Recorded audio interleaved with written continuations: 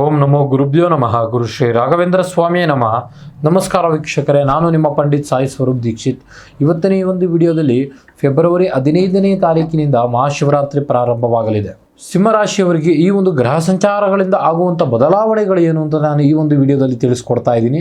ಯಾರೆಲ್ಲ ಈ ಒಂದು ವಿಡಿಯೋ ನೋಡ್ತಾ ಇದ್ದೀರಾ ಕೊನೆವರೆಗೂ ವಿಡಿಯೋ ನೋಡಿ, ಹಾಗೂ ಹೆಚ್ಚಿನ ವಿಡಿಯೋಗಳಿಗಾಗಿ ನಮ್ಮ ಒಂದು ಯೂಟ್ಯೂಬ್ ಚಾನಲ್ನ ಸಬ್ಸ್ಕ್ರೈಬ್ ಮಾಡಿ, ಲೈಕ್ ಮಾಡಿ, ಶೇರ್ ಮಾಡಿ. ಮೊದಲನೇದಾಗಿ ಗ್ರಹ ಸಂಚಾರದಲ್ಲಿ ಶನಿ ಸಂಚಾರವನ್ನು ನೋಡೋದಾಯ್ತು ಅಂತ ಹೇಳಿದ್ರೆ, ಶನಿ ನಿಮ್ಮ ರಾಶಿಯಲ್ಲಿ 7ನೇ ಮನೆ ಅಂದರೆ ಸಪ್ತಮ ಸ್ಥಾನದಲ್ಲಿ ಸಂಚಾರ ಮಾಡುತ್ತಿದ್ದಾನೆ. ಇದರಿಂದ ನಿಮ್ಮ ಸಾರ್ವಜನಿಕ ಜೀವನದಲ್ಲಿ ದೊಡ್ಡ ಯಶಸ್ಸನ್ನು ತಂದುಕೊಡುವಂಥದ್ದು. ಇನ್ನು ಗುರುಬಲ ನೀವು ನೋಡೋದಾಯ್ತು ಅಂತ ಹೇಳಿದ್ರೆ, ಗುರುವಿನ ದೃಷ್ಟಿ 11ನೇ ಮನೆಯಲ್ಲಿ ಬೀಳ್ತಾ ಇರೋದ್ರಿಂದ ಭಾಗ್ಯದ ಕಾಲ ಶುರುವಾಯಿತು ಅಂತಾನೆ ಲೆಕ್ಕ. ತೆಗೆದುಕೊಂಡಿರ್ತಕ್ಕಂಥ ಕೆಲಸ ಕಾರ್ಯಗಳು ವೇಗವಾಗಿ ನಡೆಯುವಂಥದ್ದು. ಇನ್ನು ರಾಹು ಮತ್ತು ಕೇತುವಿನ ವಿಚಾರದ ಬಗ್ಗೆ ನೋಡೋದಾಯ್ತು ಅಂತ ಹೇಳಿದ್ರೆ, ರಾಹು 8ನೇ ಮನೆಯಲ್ಲಿ ಹಾಗೂ ಕೇತು 2ನೇ ಮನೆಯಲ್ಲಿ ಇರೋದ್ರಿಂದ ಮಾತಿನ ಮೇಲೆ ನಿಯಂತ್ರಣವಿರಲಿ. ಹಠ ಅಥವಾ ಧನ ಲಾಭದ ಸಾಧ್ಯತೆ ಇದ್ದರೂ ಸಹ ಅಷ್ಟೇ ರೀತಿಯಲ್ಲಿ ನಿಮಗೆ ಖರ್ಚು ವೆಚ್ಚ ಆಗುವಂಥದ್ದು. ಇನ್ನು ವೃತ್ತಿ ಜೀವನದ ಬಗ್ಗೆ ನಾವು ನೋಡೋದಾಯ್ತು ಅಂತ ಹೇಳಿದ್ರೆ, ಉದ್ಯೋಗಿಗಳಿಗೆ ಇದು ಒಂದು ಪ್ರಮೋಷನ್ ಕಾಲ ಅಂತಾನೆ ಹೇಳಿ ಕರಿಬಹುದು. ನಿಮ್ಮ ನಾಯಕತ್ವದ ಗುಣಗಳಿಗೆ ಮೇಲಧಿಕಾರಿಗಳಿಂದ ಪ್ರಶಂಸೆ ಸಿಗುವಂಥದ್ದು.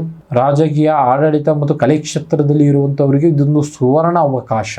ಶನಿಯ ಒಂದು ಪ್ರಭಾವದಿಂದ ನಿಮ್ಮ ಕೆಲಸದ ಒತ್ತಡ ಹೆಚ್ಚಿದ್ದರೂ ಸಹ ನಿಮ್ಮ ಗೌರವಕ್ಕೆ ಯಾವುದೇ ಕಾರಣಕ್ಕೂ ಧಕ್ಕೆ ಬರುವಂಥದ್ದಿಲ್ಲ. ಇನ್ನು ವ್ಯವಹಾರದ ಬಗ್ಗೆ ನಾವು ನೋಡೋದಾಯ್ತು ಅಂತ ಹೇಳಿದ್ರೆ, ವ್ಯಾಪಾರದಲ್ಲಿ ಒಂದು ಪಾರ್ಟ್ನರ್ಶಿಪ್ ವ್ಯವಹಾರದಲ್ಲಿ ಇರುವವರಿಗೆ ಅಂಡರ್ಸ್ಟ್ಯಾಂಡಿಂಗ್ ಬಹಳನೇ ಮುಖ್ಯ. ಹೊಸ ಉದ್ಯೋಗ ನೀವು ಪ್ರಾರಂಭ ಮಾಡಬೇಕು ಅಂತ ಅನ್ಕೊಂಡಿದ್ರೆ ಗುರುಬಲ ನಿಮಗೆ ಬಹಳನೇ ಮುಖ್ಯ. ಯಾರೆಲ್ಲ ಒಂದು ಸರ್ಕಾರಿ ಕೆಲಸದಲ್ಲಿದ್ದೀರಿ ಅಥವಾ ಟೆಂಡರ್ ಕೆಲಸ ಅನ್ನೋದು ಯೋಜನೆ ಮಾಡ್ತಾ ಇದ್ದೀರಿ, ಅವರಿಗೆ ಲಾಭದಾಯಕವಾಗಿ ಹೆಚ್ಚಿನ ರೂಪದಲ್ಲಿ ಸಿಗುವಂಥದ್ದು. ಇನ್ವೆಸ್ಟ್ಮೆಂಟ್ ಮಾಡಬೇಕು ಅಂತ ಯೋಚನೆ ಮಾಡ್ತಾ ಇದ್ದೀನಿ ಅನ್ನೋದಾಯ್ತು ಅಂತ ಹೇಳಿದ್ರೆ, ಅನುಭವಸ್ಥರ ಸಲಹೆಯಿಂದ ಮಾಡಿ. ಇನ್ನು ಆರ್ಥಿಕ ಪರಿಸ್ಥಿತಿ ವಿಚಾರದ ಬಗ್ಗೆ ನಾವು ನೋಡೋದಾಯ್ತು ಅಂತ ಹೇಳಿದ್ರೆ, ಹಳೆಯ ಸಾಲಗಳನ್ನು ತೀರಿಸಿಕೊಳ್ಳಲು ಇದೊಂದು ಒಳ್ಳೆಯಾದಂಥ ಅವಕಾಶ. ಹೊಸ ವಾಹನ ಖರೀದಿಸುವಂಥ ಸಾಧ್ಯತೆಗಳಿದೆ. ಆದರೆ ರಾಹುವಿನ ಒಂದು ಪ್ರಭಾವದಿಂದ ನಿಮಗೆ ಗುಪ್ತ ಖರ್ಚುಗಳು ಹೆಚ್ಚಾಗುವಂಥ ಸಾಧ್ಯತೆಗಳಿದೆ.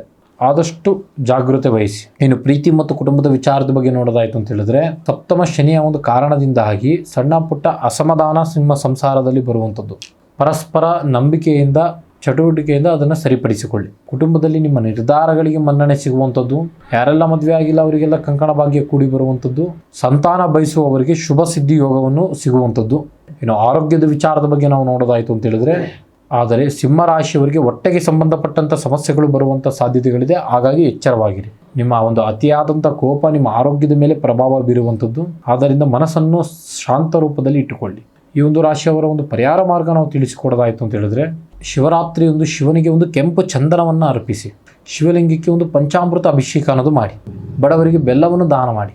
ಓಂ ನಮೋ ಶಿವಾಯ ಎನ್ನುವ ಮಂತ್ರದ ಜೊತೆಗೆ ಓಂ ಸೂರ್ಯಾಯ ನಮಃ ಎನ್ನುವ ಮಂತ್ರವನ್ನು ಜಪ ಮಾಡಿ. ಈ ಒಂದು ರಾಶಿಯವರ ಒಂದು ಅದೃಷ್ಟವಾದಂಥ ಸಂಖ್ಯೆ 1, 5 ಮತ್ತು 9. ಸಕಲ ಜೀವರಾಶಿಗೆ ಬೆಳಕು ನೀಡುವಂಥ ಆ ಸೂರ್ಯನ ಕಿರಣನಂತೆ ನಿಮ್ಮ ಜೀವನ ಸಹ ಪ್ರಕಾಶಿಸಲಿ. ಇದಾಗಿತ್ತು ಸಿಂಹರಾಶಿಯವರ ಮಹಾಶಿವರಾತ್ರಿಯ ಭವಿಷ್ಯ. ಮತ್ತು ಇನ್ನು ನಿಮ್ಮ ಜೀವನದಲ್ಲಿ ಯಾರೆಲ್ಲ ಒಂದು ಸಮಸ್ಯೆಗಳಲ್ಲಿ ಸಿಲುಕಿದ್ದೀರಿ, ಅಂದರೆ ಪ್ರೀತಿ ಪ್ರೇಮದಲ್ಲಿ ತೊಂದರೆ, ಗಂಡ ಹೆಂಡತಿ ಸಮಸ್ಯೆ, ಆಸ್ತಿ ವಿಚಾರ, ಹಣಕಾಸಿನಲ್ಲಿ ತೊಂದರೆ, ಆರೋಗ್ಯದಲ್ಲಿ ತೊಂದರೆ, ಇನ್ನು ಯಾವುದೆಲ್ಲ ಒಂದು ರೀತಿಯಲ್ಲಿ ಸಮಸ್ಯೆಯಲ್ಲಿ ಅನುಭವಿಸ್ತಾ ಇದ್ದೀರಿ, ನೇರವಾಗಿ ಬಂದು ನಮ್ಮ ಮನೆ ವಿಳಾಸಕ್ಕೆ ಭೇಟಿ ಮಾಡಿ ದೂರದ ಊರಿನವರಿಗೆ ವಿಡಿಯೋ ಕಾಲ್ ಮುಖಾಂತರ ಪರಿಹಾರ ತಿಳಿಸಿಕೊಡಲಾಗುವಂಥದ್ದು. ಮುಂದಿನ ವಿಡಿಯೋಗಳಲ್ಲಿ ಸಿಗ್ತಾ ಇರೋಣ. ಅಲ್ಲಿ ತನಕ ನೋಡ್ತಾ ಇರಿ ನಮ್ಮ ಒಂದು ಯೂಟ್ಯೂಬ್ ಚಾನಲ್. ಧನ್ಯವಾದಗಳು.